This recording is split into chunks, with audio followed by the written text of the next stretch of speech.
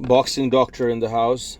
Just finished watching Joseph Parker versus Joe Joyce. I didn't realize that there was, think about there's going to be a knockout, because both guys there, I didn't expect a knockout. Well, to be honest with you, first of all, this is Noah from the engineer slash historian of boxing. I mean, this particular fight, I felt there was going to be fireworks because, first off, you have Joseph Parker, former world champion of the WBO, 6'4", above 240 pounds, has speed, has power, has size, versus Joe Joyce, who is 15-0 today. Yeah, and Joe has been criticized for being. Joe Joyce, to be specific, has been criticized for being cumbersome, slow, telegraphing his punches. But in reality, he is a juggernaut. He has great stamina, great endurance, a granite chin. We saw him take too many left hooks and too many uppercuts to a point where he just kept coming and stalking his prey. And that's exactly what happened. According to the commentary, after the 10th round, he was ahead by average of three rounds. That's right. Yeah. And he broke down Joe. He cut him on his left eye. Joe was bleeding. It was probably affecting his vision, and also at the same time he was breaking him down with the body punches as well as the overhand right and the left hook, which actually knocked down and knocked out what really impressed Parker. Me with Joe Joyce was his performance, being so comfortable in the ring. He made Parker look not the same level. But then again, I'm not taking anything away from Joe Joyce, but Parker didn't look like himself in this fight. He was overweight. If you look at his body, it's not as toned how it is usually. Just compare him with when he fought Anthony Joshua. I don't think this is the same level of. Well, I mean, I saw that fight. I actually witnessed that fight. And Joseph Parker probably is heavier than he was when he fought AJ. I would agree with you. No, he was the heaviest. I certainly agree with you on that, because he looked the part. But the thing is, he was never shredded. I mean, he was always bulky and heavy. Yeah. But the thing is, with Joe Joyce, you had someone who kept on bringing the same pace, the same speed, the same power. Yes. And he kept moving forward. And for the first time in Joseph Parker's career, he faced someone like that. He didn't face that with AJ or Dillian White or Derek Chisora.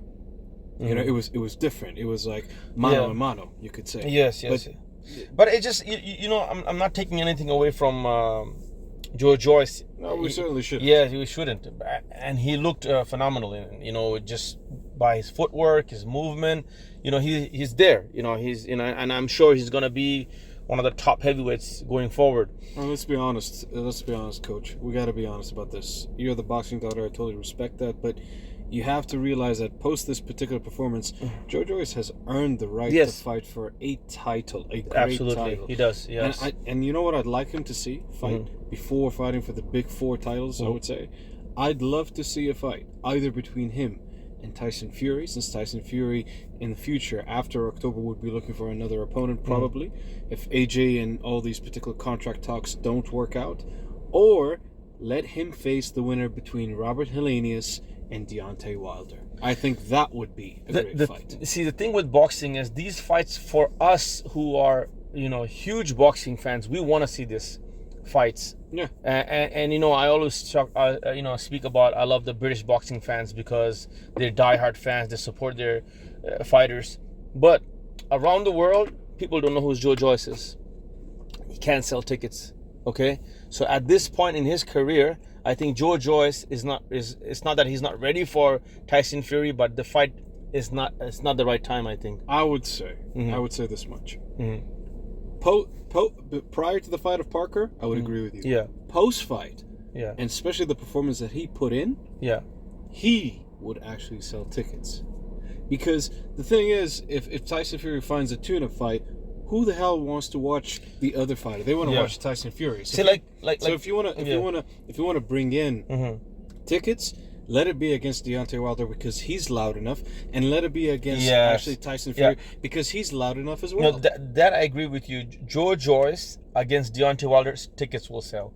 Okay, Joe Joyce against like Andy Ruiz, tickets will sell. Probably, Okay, yeah, because these names it is going together. But with Tyson Fury, you gotta understand, Tyson Fury is like, he's gonna think he's gonna think, what am I gonna gain, beating this guy? Because you see, if you fighting a guy has a big name, you make the big bucks. I would agree. Yeah, Joe Joyce is not a big name yet. It's not a huge name. But he's getting there. He's getting there. I'm not taking nothing away from him. What I'm saying, Tyson Fury doesn't get. Tyson Fury is the top of the food chain right now. Absolutely. So for him, he's not gaining nothing fighting Joe Joyce. So he has to pick. Tyson Fury has to pick his fight because he's going out of the, the boxing game. So he has to pick his fight, right fight. I mean, let's be honest. He was gonna pick a tune-up fight before he actually said that he wanted talks with AJ. Yeah. Why not Joe Joyce just to end his career? Because even though AJ lost, if the AJ thing doesn't materialize. Yeah. Even though AJ lost against Usyk twice, but like the boxing fans, they still love. I'm talking about the British. I get it. Yeah. I get it. And it's going to be the fight that's going to happen in the UK. That is the ultimate British fight. But I'm saying if that does not materialize, who does Tyson Fury fight? Tyson Fury actually fought a guy named Otto Wallin. Mm-hmm. Who the hell knows Otto Wallin? Yeah. That's a German fighter who cut him, FYI. Yes. That's why it's such a dramatic fight. But I'm saying if AJ does not come to an agreement against Tyson Fury, and Tyson Fury does not come to an agreement, contract-wise, bring in Joe Joyce. Yeah, in my opinion, I don't see it happening because the risk level. Yeah. So Joe can fight. Joe can fight. Joe, and it's somebody might be listening and laughing. Whoa, Tyson Fury is not. It's not about being scared. It's not about. It's a risk. It's a risk, and it's like what he's gonna gain out of this, right? So, I only see Usyk a fight that materialize, bringing the biggest money in the boxing. And that's a good way. He has the 4 belts. Yeah. So I think look at this. Look, Tyson Fury fought everybody out there, right? So right now he probably wants to get a fight, make some money, which is not the most difficult fight, okay? Or maybe somewhere there, and then the next fight would be probably a tough fight because he did wanted to fight Usyk, but Usyk the dates doesn't work, in December. I would say this. I would say if Tyson, okay, I mean, let's be honest. Joe Joyce has a great chin, has great stamina, breaks down opponents. Tyson is skillful, but to me, as a boxing, you could say historian / addict, that's a fight I want to see. But I understand the risk and business aspect of it. Yeah. So either one of those 2 fights or one of those 3 fights, AJ Usyk and Joe Joyce, materializes. Or just get yourself a tune-up fight to set you up for the for the next big fight that you have before you retire, Mr. Tyson Fury. Yeah. Well, we'll see what happens. I do speak to some of the members of Tyson Fury camps, and let's see what they say. And they're always very positive and very, they're always very positive people. Tyson Fury's camp, they're stems from Tyson's energy. Yeah, the energy level is always very positive. And the thing is, the funny thing is, I'm not gonna say any names, but recently I seen certain heavyweight and their teams, they're coming with that energy that we have the power. We have sometimes you have to humble yourself.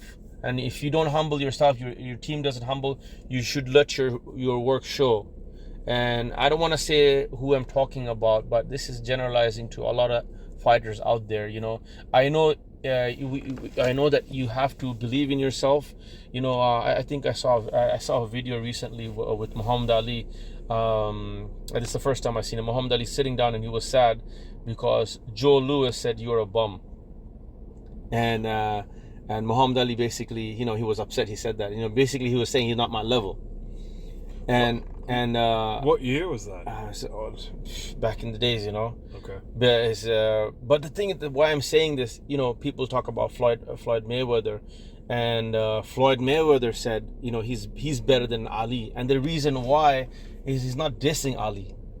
It's you as a fighter, you have to put yourself in a pedestal. But different fighters things differently. Some fighters say, oh, no, I don't want to mix the different era. I'm the best in this era. I get the confidence. Yes. I get the confidence. Yeah, you have to always. But psychologically. But there's a difference between Muhammad Ali and Floyd Mayweather. Of course, we know that. We can't. We can't deny that. And the thing is, Floyd did this Muhammad Ali in a certain fashion where, and he actually mentioned that he never had to do the rope-a-dope to actually win a fight. Yeah.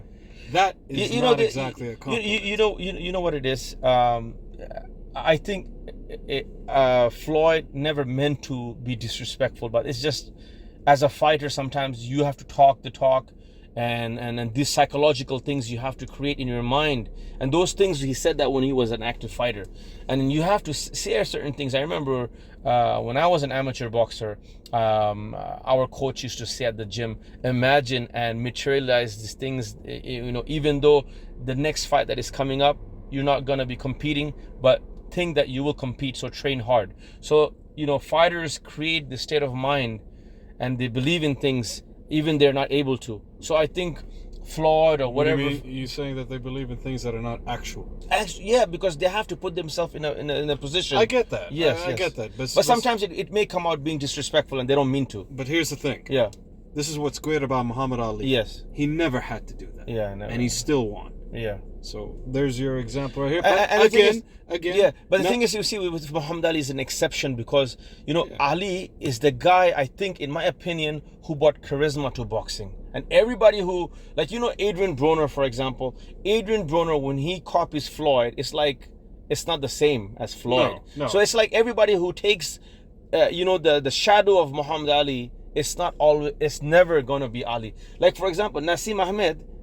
He loves Ali so much, and he tried to shadow Ali, but he did his own version of Ali, and he's one of the most electrifying entertainer in the history of boxing. Naseem Muhammad. I can get that. But Ali was a humanitarian. Yeah.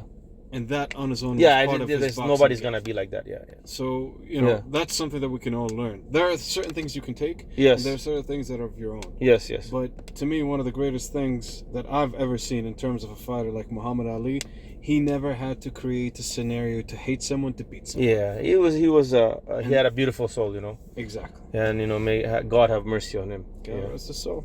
God rest his soul. Thank you very much, guys. All the best, and speak to you guys soon. Thank you.